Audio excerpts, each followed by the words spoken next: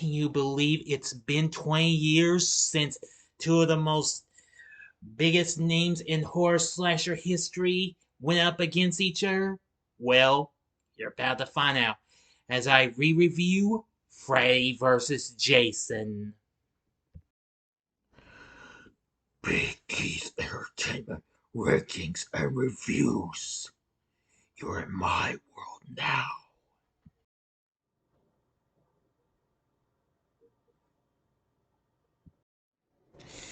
Greetings, my fellow YouTubers. Welcome to Big D's Entertainment Rankings and Reviews. My name is Doyle, better known to us the Big D. And this time around, I bring to you a re-review of the 2003 slasher flick Freddy vs. Jason, released by New Line Cinema, directed by Ronnie Yu, who recently directed Bride of Chucky. Before this, written by Damian Shannon and Mark Swift, a crossover between Nightmare on Elm Street and Friday the 13th, being the 8th installment in the former and the 11th in the latter. The film joins the two series in a shared universe and pits their respective antagonists, Freddy Krueger and Jason Voorhees, against each other. Freddy is weakened and forgotten because the citizens of his hometown Springwood have defeated him by using medications that repress dreams. But he awakens Jason to stir up fear and grow his power so that he may return to kill again. But Jason turns out to not be as easily controlled as Freddy initially thought, and the two come into conflict. Now, actually, this film is chronologically set after the events of the sixth film in the Nightmare series, Freddy's Dead, The Final Nightmare, and the ninth Friday film, Jason Goes to Hell, The Final Friday, which, of course, if you recall, in the end, Freddy's claw comes out and drags Jason's mask down to the ground, which, of course, this came out a decade before, and is the last film in each franchise before their respective reboots. This may have gotten dissed and what have you, but it did pretty well and became the highest grossing film in each series. Since his last defeat, Freddy Krueger has been in hell and unable to invade children's dreams as the adults of Springwood have gone to extremes to make sure their children have forgotten him. Using his remaining power, Freddy resurrects Jason Voorhees. Appearing as his mother, Pamela, he manipulates Jason into killing the teens of Springwood to create fear in the townsfolk that Freddy has returned, which will allow him to regain his strength. Meanwhile, Laurie Campbell, who lives with her widowed father, excuse me, everyone got misread, has a sleepover with her friends Kia and Gib, and they are later joined by Gib's emotionally abusive boyfriend Trey and his friend Blake. Jason enters the house and murders Trey, and the police suspect Freddy. After a nightmare, Blake awakens to find his father decapitated by Jason, who then kills Blake himself. The police call it a murder suicide the following day, hoping to conceal Freddy's return from the rest of town. Elsewhere, Laurie's ex-boyfriend Will Rowland and his friend Mark Davis forcibly institutionalized at the Weston Hill Psychiatric Hospital, which you may know was the big saying for the third film, Dream Warriors, in Nightmare, that is, third Nightmare film, and are made to take Hypnosil to suppress their dreams because of their previous contact with Freddy. A news report about the killings prompts them to escape and return to Springwood to warn Laurie about Freddy. That night, Laurie and the others attend a rave in a cornfield. Freddy tries to kill Gibbon in a nightmare, but Jason kills her first in the real world along with others at the rave, angering Freddy, who realizes that Jason's killing spree will deny him victims. Will, Laurie, and Kia escape the rave with school nerd Charlie Linderman and stoner Bill Freeberg. After dropping off the latter three and a confrontation with Dr. Campbell, who was responsible for having Will and Mark committed to Weston Hills, over Will's certainty that he saw Laurie's father murder her mother. Will and Laurie head to Mark's house, only to see him get killed by Freddy. Deputy Scott Stubbs, believing Jason is a copycat killer, makes contact with Laurie and her friends, who deduce Freddy's plan. Learning about Hypnosil, they try to get it from Weston Hills. However, Freddy possesses Freeberg, using him to dispose of the medicine. Jason arrives and electrocutes Stubbs. Freddy uses the possessed Freeburg to tranquilize Jason, causing him to fall asleep after slashing Freeburg in half. The teens devise a plan to pull Freddy from the dream world into reality and force him to fight Jason, bringing the unconscious Jason back to Camp Crystal Lake, where the real estate is in development. Freddy fights Jason in the dream world, where he discovers that Jason has a subconscious fear of drowning. Freddy uses this to his advantage, and Jason becomes afraid, reverting to his younger self. Laurie goes to sleep to pull Freddy out and save Jason. As Freddy tortures Laurie in the dream world, revealing that he murdered her mother, Jason awakens at the real Camp Crystal Lake and pursues dead teens, killing Linderman. And Laurie is awakened and pulls Freddy into the physical world, where he is confronted by Jason. Now for the ending. As always, you know the procedure. You have 5 seconds to stop this video. Go to the description box below and fast forward to the time below. If you've seen the movie already, please continue. Once the 5 seconds are done, here we go.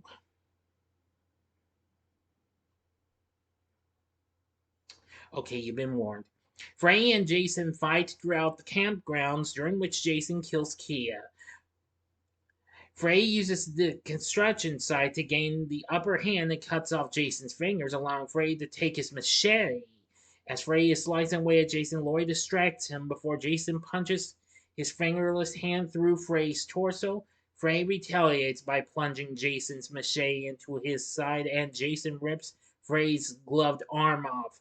Laurie and Will set the dock on fire, causing numerous propane tanks to explode and throwing Freddy and Jason into the lake. Laurie and Will embrace as Freddy makes his way to them on the dock and is about to kill the couple with Jason's machete, but he is impaled by Jason with his clawed arm, allowing Laurie to behead Freddy with the machete. Jason falls off the dock, and Freddy's hand and body sink into the lake, both seemingly dead. After dropping the machete where Jason submerged, Laurie and Will leave. The following morning, Jason emerges from the water holding his machete and Freddy's severed head. Freddy winks, and his laughter is heard in the background, leaving the winner ambiguous. End of story. So what did I think of Freddy versus Jason? I actually seem to like this movie. This is easily a guilty pleasure. The film was released on this day, August 15th, 2003, which henceforth today is the film's 20th anniversary. The film currently sets a reasonable Rotten score at 42 on Rotten Tomatoes, saying that fans of the two horror franchises will enjoy the showdown, but for everyone else, it's the same old slice and dice. But that's understandable and what have you. Empire said that this film ignores any attempts of cleverness and picks up storylines dropped in Freddy's Dead and Jason Goes to Hell. The Chicago Tribune said that it succeeds as a guilty pleasure, which I couldn't say I bear myself, a monster mash that clobbers the recent lackluster sequels plaguing both legacies. Too true, too true. Anywho, despite the critics were mostly negative on this, the film still did pretty well, as it went on to make 116 million worldwide.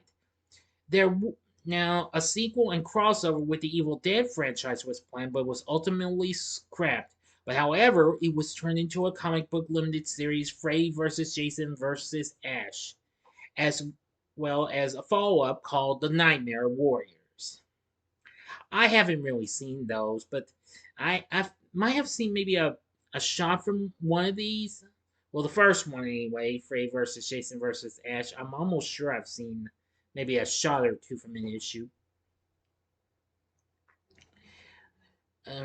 Well, there was actually a book, a novelization of the film that came out a few weeks before this.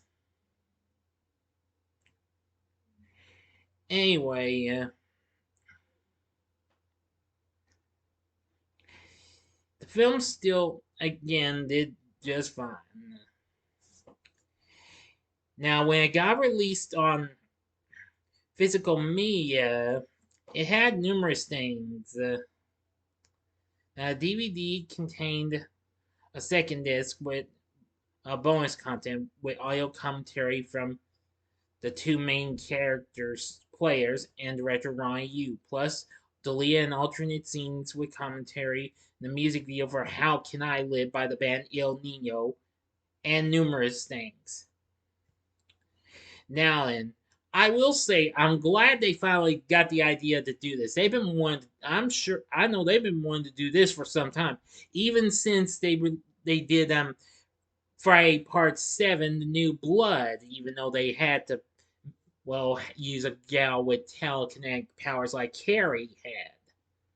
But anyway, because of course Paramount couldn't secure the rights for getting New Line to take part of this for this and what have you. Even though Friday was now under license at New Line Cinema, but that of course owned Nightmare on Elm Street, but it would be their next to last film to be done by them because they would reteam with Friday's original distributor Paramount for the Friday the 13th reboot in 2009. Now, as for our cast, we have Robert Englund once again playing Freddy Krueger, and he's still really good, definitely, and what have you. Playing Jason voice is King Kerzinger, who actually a few years later would go on to play a parody of the character in Stan Helsing, which was in a way in the vein of Scary Movie, but not here in the U.S. Internationally, though. And of course, he actually did have a bit of an appearance as I believe a waiter or a chef in Friday Part 8, Jason Takes Manhattan, as a matter of fact. Playing Glory is Monica Keena. She's pretty good. Kia is played by Kelly Rowland in one of her big first films. Of course, you may know her from the R&B girl act known as Destiny's Child, which of course her colleague Beyonce Knowles made her first big screen appearance in Austin Powers and Goldmember the previous year. Will is played by Jason Ritter, who of course happens to be the son of John Ritter, may he rest in peace.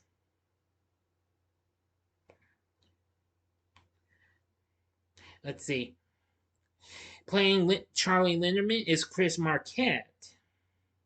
Now, a fun fact, he and Ritter would both appear on the cult classic drama series Joan of Arcadia after this. Playing Debbie Stubbs is Lachlan Monroe, who recently appeared in Scary Movie before this. Playing Gib is Catherine Isabel. She's good. Brendan Fletcher played Mark Davis. Zach Ward, who of course you may know this guy who played Scott Farkas in A Christmas Story. And the following year he would play, one of the big guy, the Raccoon City, part of the Raccoon City police force or something like that in Resident Evil Apocalypse. He played Mark's older brother, Bobby. And there's many others and what have you. You'll also get a little cameo by New Line Cinema Studio Chief Robert Shea, who of course he played the school principal. You will see him in there. I mean, he's appeared in numerous other Nightmare films. Also, if you watch the end credits closely, you're actually going to see kind of how should I put it?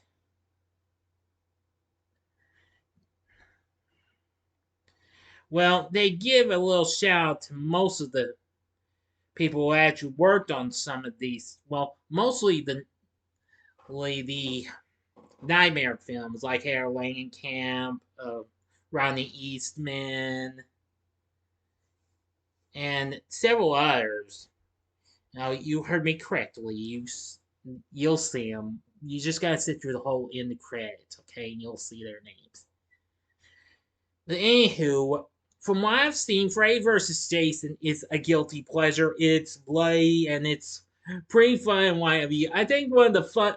It does have a few fun moments, especially when Freddy's got Jason waking up and and is a throwing around like he's playing pinball or something like that. Man, that part was absolutely funny. I really liked that part. That was hysterical. So anyway, Freddy versus Jason, I think it's fun, but would I recommend it? Well, only if you are a die-hard Nightmare fan or Friday fan, or if you're a fan of both. Definitely give it a try if you haven't seen it. But anyway, what did you think of Freddy vs. Jason? Let me know in the comment section below. If you like this video, click the like button, subscribe, and be a part of the Big D Nation. Join me next time when I bring to you a review of the video game Sunset Riders. So if you enjoyed this, you may want to consider checking out my reviews for these other horror films. In the upper left-hand corner is my re-review of the original Friday the 13th. The upper right-hand corner is my review, my recent spoiler-free review for the recent hit Evil Dead Rise film, Evil Dead Rise. Excuse me, I got ahead of myself. Apologies. Or if you would like maybe, I don't know, want to see a classic re-review, go to the bottom left-hand corner and see my re-review for the original Halloween, which is celebrating its 45th anniversary this year. I know I've already re-reviewed it early, but just in case you haven't seen. And the bottom right-hand corner is the button you can click to subscribe. If you like rankings and reviews on movies, music, video games, etc., then I'm your guy. Thank you for watching. Until next time, I'm the Big D saying, see ya.